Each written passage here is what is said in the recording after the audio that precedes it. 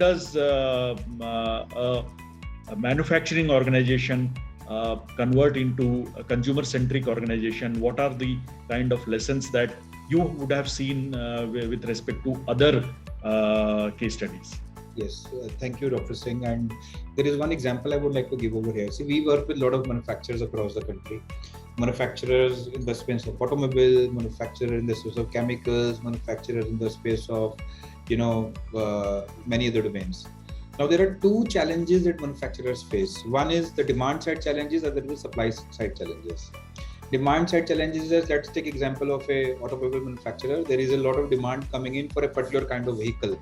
And we have seen when we want to buy a particular car, the car is not available. They say there's a 6 months of waiting or a year worth of waiting for us to get that vehicle. So it's a demand side challenge. On the supply side challenge, they are not getting the parts that they need in order for them to produce enough vehicles to meet the demand.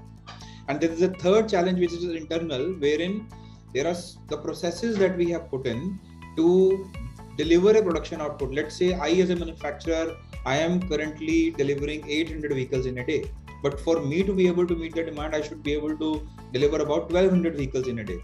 So these are the three sets of challenges that come in. Now, how we encounter these three sets of challenges is, number one is an improved service management experience, which I was hitting earlier.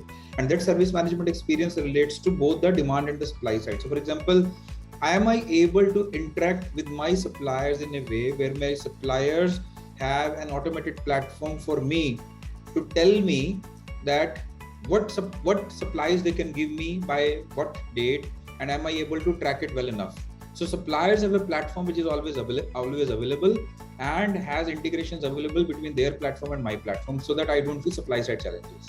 Number two, in my production scheme, in my chassis lines and everything that I'm doing as part of my manufacturing, huts, am I having automation in build so that the manual intervention that I have to take when a vehicle is passing through stage 1 to stage 2, stage 3, I'm eliminating those so that my production output goes up, my efficiencies goes up. So instead of 800 vehicles, I'm delivering 1200 vehicles in a day to meet the demand. On the demand side too, do I have systems in place, an automated platform in place wherein I'm able to capture those demands proactively. I'm able to look at the data. So the data driven and actionable insights that we talk about in the ID framework, do I have a forecasting available on the data so that I can see, okay, I am expecting these demands to grow by this many percent over these months. And I am able to take decisions based on that data, based on that analytics, into my processes, into my supply chain, so that I'm able to meet those demands. So a lot of manufacturers today are leveraging AI, ML, cognitive management, so that they are able to assess the demand proactively. They are able to push that demand to appropriate supplies, and they are able to bring in automation within their processes so that that demand can be met and their output can be achieved. So these are some examples, some sample scenarios, Dr. Singh, that we have seen where we are working very closely with many manufacturers across different verticals to curtail these problems and help them emerge as a leader.